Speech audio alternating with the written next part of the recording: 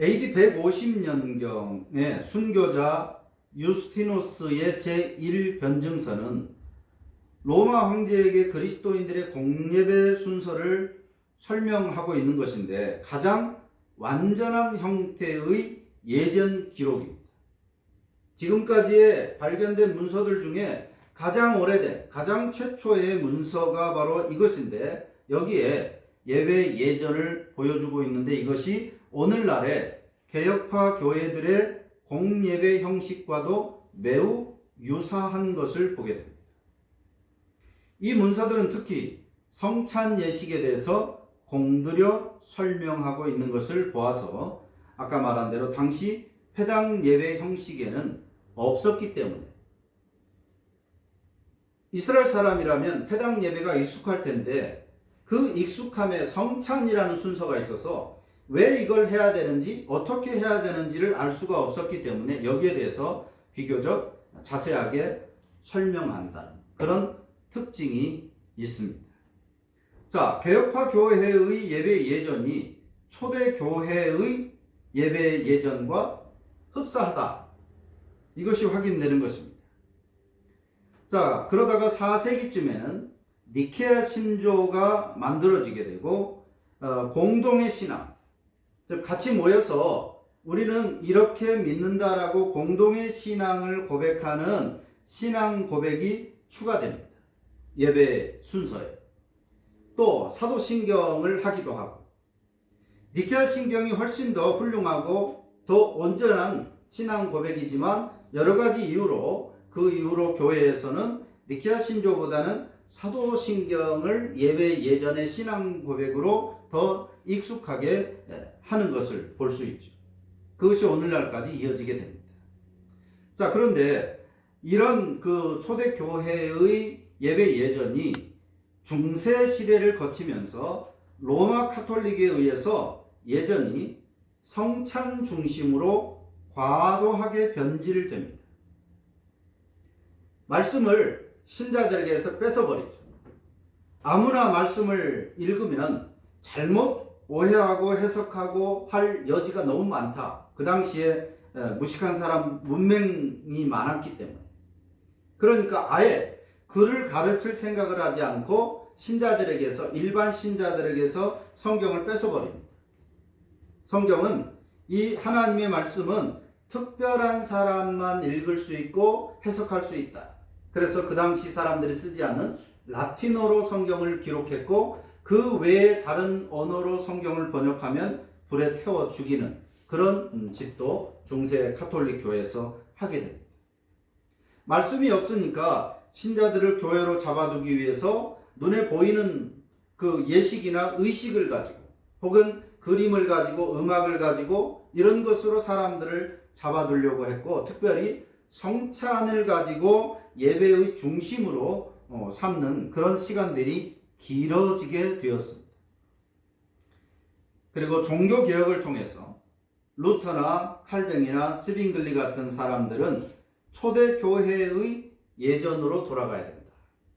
중세의 이 예배 형식, 성찬이 옳지만 성찬이 과도하게 예배의 중심에 있는 것은 성경이 우리에게 가르치는 예배 형식에 맞지 않다.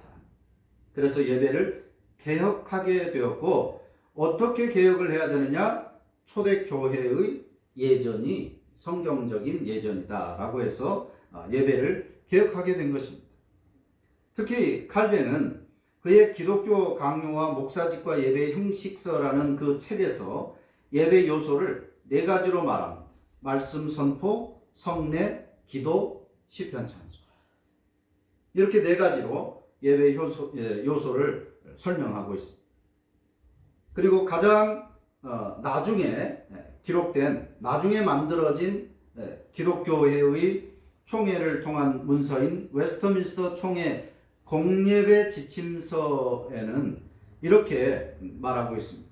공예배 예전은 성경 읽기, 말씀 선포, 공적 기도, 성례 거행, 신앙 고백, 헌금, 축도. 이렇게 예배하기를 권장하고 있는 것입니다. 특히 초대교회 때부터 예배 가운데 부르는 찬송을 시편을 가사로 하는 찬송, 시편 찬송이라고 그들은 한결같이 말하고 있습니다. 예배에 반드시 한 요소로 자리하고 있는 찬송을 할 때 그 찬송은 시편 찬송이어야 한다는 것입니다. 에베소서 5장 19절에서도 시와 찬송과 신령한 노래들로 서로 화답하며 너희의 마음으로 주께 노래하며 찬송하며, 신자들이 개인적으로든 또 신자들이 모여서 같이 예배하던 찬송은 시와 찬송과 신령한 노래, 즉 성경의 말씀을 가지고 노래화한 것을 같이 부르는 것이 옳다라고 말하고 있는 것입니다. 이와 관련해서 루터는 규범적 혹은 허용적 원리를 말했었습니다. 즉 성경이 말하지 않았지만 또 혹은 성경이 금하지 않는다면 하지 말아라 라고 명시되어 있지 않다면 무엇이든지 할 수 있다, 해야 한다. 선한 의도를 가지고 하나님을 예배하기 위해서, 하나님을 찬양하고 영광을 돌리기 위해서, 비록 성경에서 말씀하지 않지만 성경에서 금하지 않았다면 할 수 있다라고 그는 가르칩니다. 교범적 혹은 허용적 원리입니다. 그래서 루터는 찬송가도 직접 만들기도 합니다. 그리고 그 만든 것을 공예배에도 사용합니다. 그 당시 이렇게 사람이 만든 찬송가는 대중가요 같은 것입니다. 오늘날로 말하면. 루터는 음악에도 뛰어난 소질이 있었기 때문에 음악에 대해서 굉장히 강조를 했고, 특히 노래를 못하거나 음악을 모르면 목사가 되지 말아야 한다라고까지도 주장할 만큼 노래에 관심이 있었는데, 그래서인지 노래를 만들어서 그것을 공예배까지, 성경에서 분명하게 사람이 만든 노래는 예배에 넣지 말아야 한다라고 되어 있지 않기 때문에 선한 의도를 가지고 사람이 만든 노래도 공예배에 사용을 할 수 있다라고 한 것입니다. 이에 반해서 칼뱅은 규정적 원리 원칙을 따라서 시편 찬송만을 공예배 찬송으로 사용합니다. 선한 의도의 여부와 상관없이 인간의 창작곡이 아니라 하나님의 영감을 받은 노래로 하나님께 경배하는 것이 옳다고 생각하기 때문입니다.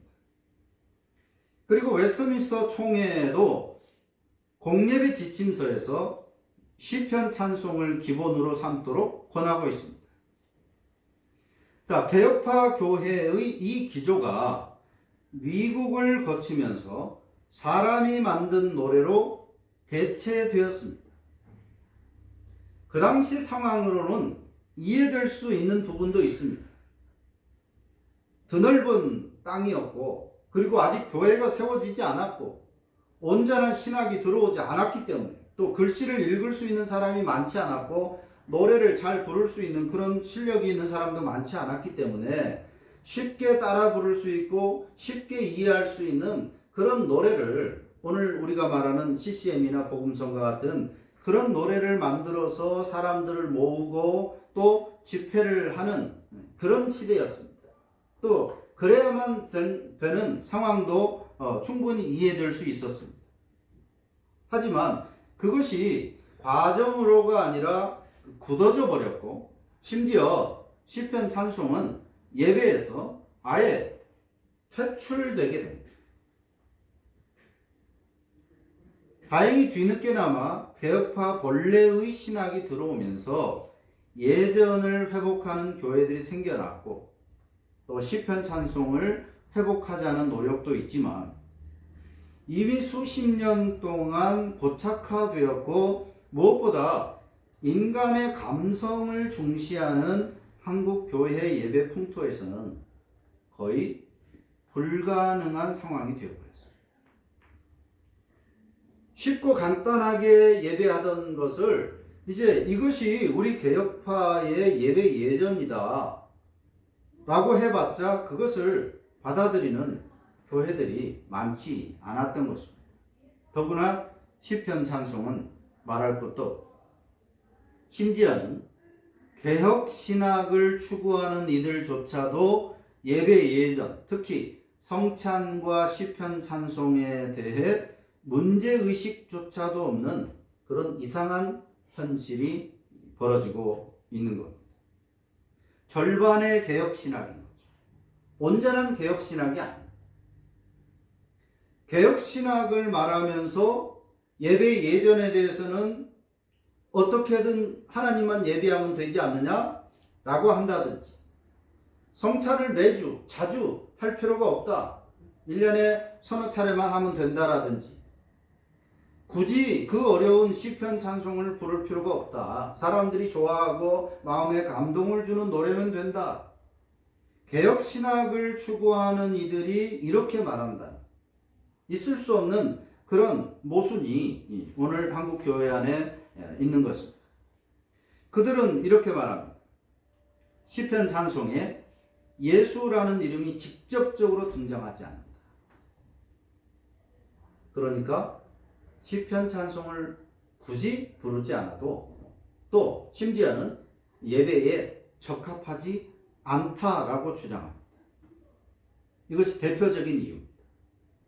그런데 누가복음 24장 27절에 보면 모세와 모든 선지자의 글로 시작하여 모든 성경에 구약 성경을 말합니다.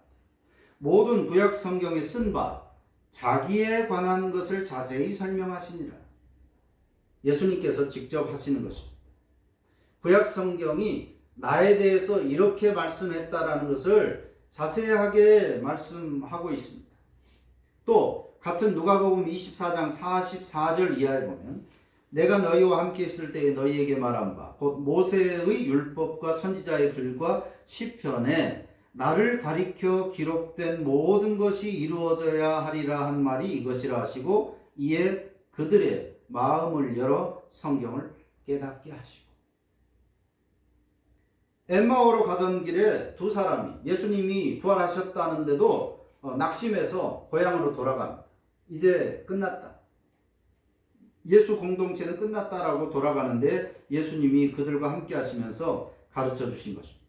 구약에 있는 성경들을 가지고 그 성경에서 예수님에 대해서 어떻게 기록했는가, 그 가운데 시편에 나를 가리켜 기록한 것이, 시편도 그리스도에 대해서, 예수님에 대해서 말씀하고 있다고 예수님이 지금 직접 말씀하신 것입니다.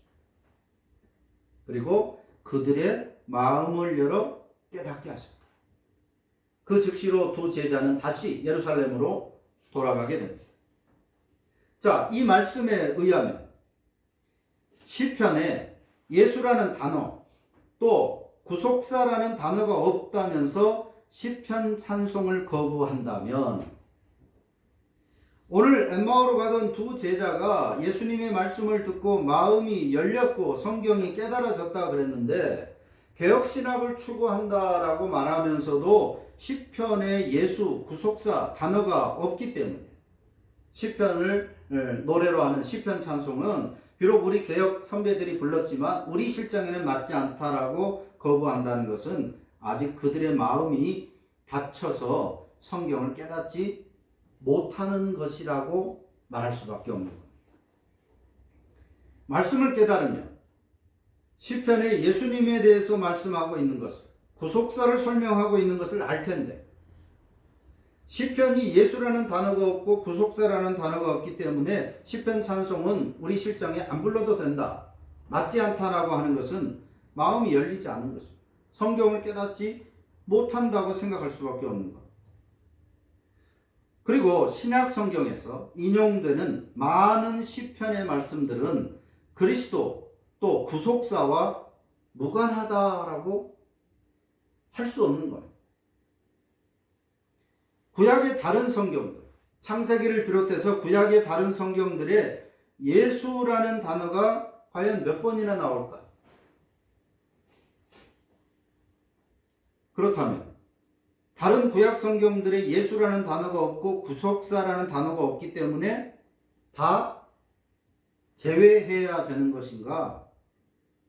이런 의문을 제기할 수도 있는 거죠. 시편은 예수 그리스도를 충만하게 그리고 충분하게 담고 있습니다. 이것이 개혁파 신학에서 거부할 수 없는 가르침입니다. 아무도 시편에 예수 그리스도와 구속사가 들어있지 않다라고 말하는 사람이 없습니다. 그러면 그는 개혁파 신학을 하는 사람이 아닙니다. 성경을 모르는 사람입니다. 그렇기 때문에 시편에 예수 이름이 없다, 구속사가 없다, 그러니까 부르지 않아도, 또 심지어는 상관없다, 우리와 상관이 없다라고 하는 주장은 무지이거나 변명에 불과한 것입니다. 예전에 마르틴 루터가 야고보서는 지푸라기 서신이다 라고 말했던 것과 다를 바 없는 주장인 겁니다. 나아가서 초대교회와 종교개혁자들 그리고 청교도들이 시편을 그리스도를 찬양하는 가장 온전하고 완벽한 찬송이고 영감된 찬송이다 라고 말했던 것을 모조리 부정하고 또 그들의 사상을 지나치게 선택적으로만 받아들이는 지독한 신학적 편식에 불과한 것입니다. 청교도 사상을 따르고 종교개혁자들의 사상을 목숨과 같이 따르고 초대교회를 이어받은 사도들의 가르침을 이어받은 자신들이라고 말하면서도 그들의 가르침을 선택적으로만 받아들입니다. 우리 실정에 맞지 않으니까 빼버리자. 성찬을 가볍게 여기고 시편 찬송을 무시하는 듯한 그들의 태도는 앞뒤가 맞지 않는 신학적 편식, 건강하지 못한 신학이고 건강하지 못한 신앙이라고 말할 수밖에 없는 것. 자세히 설명하지는 않겠지만 구약 시대에도 시편 찬송을 불렀습니다. 예수님과 제자들도 시편 찬송을 불렀다고 성경이 가르칩니다. 초대교회도 시편 찬송을 예배 중에 불렀습니다. 이것이 규범적 원리입니다. 성경이 우리에게 분명하게 말씀하고 있는 것입니다. 그래서 칼빈이나 청교도들이나 웨스트민스터 총회는 이 규범적 원리를 따라서 공예배에 시편을 찬송으로 불러야 한다라고 그들은 말한 것입니다. 시편 찬송을 거부한다라고 하는 것은 규정적 원리를 따르지 않겠다라고 하는 모순된 상황이 벌어지게 되는 것입니다. 그동안 많은 찬양곡들이 만들어져서 불려지므로 감동과 기쁨을 주는 것은 사실입니다. 하지만 규정적 원리에 입각한 공예배를 드림에 있어서 이에 준한 찬양으로 선별되어야 하는 것은 말할 것도 없는 겁니다. 예배의 순서가 규정적 원리, 즉 성경이 우리에게 가르치는 바를 그대로 따라야 한다라고 하는 그 원칙에 의해서 예배의 요소들이 선택되어야 한다면 그 예배의 요소 중에 있는 찬송도 성경에서 우리에게 명하는 바를 가지고 찬양하는 것이 당연한 논리입니다.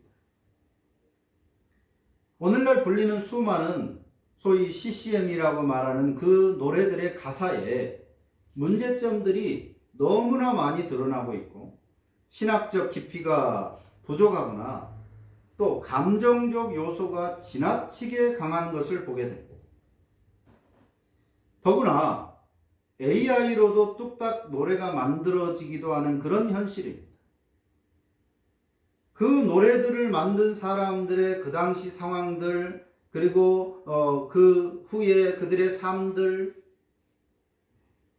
이런 것들을 보면 아무리 좋은 가사라 할지라도 올바른 가사라 할지라도 부를 수 없는 그런 노래들도 많이 있는 것이 사실인 겁니다.